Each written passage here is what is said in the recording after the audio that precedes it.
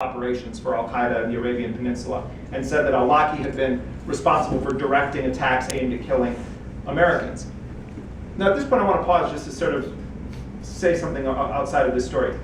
Everything that the administration has leaked about Anwar al-Awlaki, that he was plotting ricin attacks against the US, that he was involved with a plot to send parcel bombs to Jewish community centers, that he directed Umar Farouk Abdul Muttalib to blow up that airplane, that he was engaged in plots to try to poison water supplies in the United States.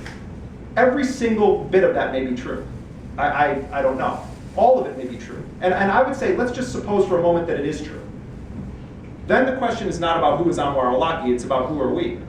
If you have evidence of all of these things, and the evidence is so strong that it belongs in the pages of the Washington Post and the New York Times, then why doesn't it belong in an indictment against him? Why not charge him with a crime? What harm would have been done if you indict Anwar al-Awlaki or charge him with treason? Or charge him with conspiring to use a weapon of mass destruction? There's any number of things they could have charged him for. Al-Awlaki did things that I found reprehensible. He called for the assassination of a specific cartoonist in Seattle, Washington, named Molly Norris. And Molly Norris had to change her name and go underground after al-Awlaki called for her assassination because she had been involved with this cartoon of the Prophet Muhammad. And that's a whole other story, but which also was, that was offensive to a lot of Muslims, but a lot of Muslims weren't calling for the assassination of specific individuals, and Anwar al-Awlaki was. So to me, it's not about who Anwar al-Awlaki was, it's who are we. If you don't charge him with a crime or demand his extradition, how does someone surrender to a drone?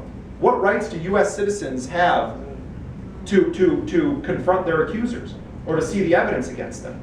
See, Samir Khan and Anwar al-Awlaki were killed without even being charged with a crime by the United States. And in the aftermath of this killing, there were basically only two reactions in Washington: silence or enthusiastic celebration. Hillary Clinton and John McCain issued almost identical statements. Dianne Feinstein of the Senate Intelligence Committee sounded like Mike Rogers of the House Intelligence Committee, a Republican. One Republican congressman said, well, if Samir Khan wasn't a target, and my understanding is that he was not on the actual kill list, if he wasn't a target, then it was a bonus, it was a twofer, he called it, when Samir Khan was killed. I know the Khan family too. The FBI had come to their house and told them that Samir has no charges against him, and they also, my understanding also is that the grand jury failed to return an indictment against Samir Khan, that it was bad speech, but free speech nonetheless, what he was engaged in.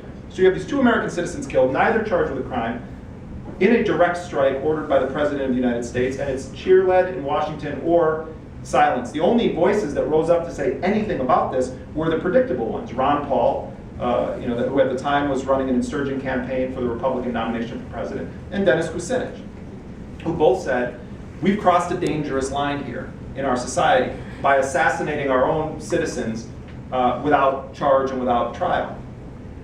Well, while Anwar al-Awlaki in his final days, when he was on the run, his son, Abdul Rahman, who I mentioned earlier, had been born in 1995 in Denver, Colorado, he had just turned 16 years old, and he a few days before Anwar was killed, he had run away from home. And he got on a bus in Babel, Yemen, in the old city in Sana'a, and he took a bus to Shebwa, where he thought his father was, and his plan was to wait there and see if he could liaise with his father. Then his father gets killed in the north of Yemen, nowhere near where Abdul Rahman was. And Abdul Rahman's grandmother, Saleha, calls him at their family's home in Shebwa and says, your father is dead, it's over, you have to come home. And he says, yeah, I'll come home in a couple of days. But at the time, there was this uprising in Yemen against the regime, and the roads were blocked, and there was fighting, very bad fighting in southern Yemen going on. And so he got stuck, basically, in this rural part of Yemen with his cousins. And one night, he and his cousin Ahmed, who was 17, and some other young people from their tribe, went out to eat in an outdoor sort of makeshift restaurant.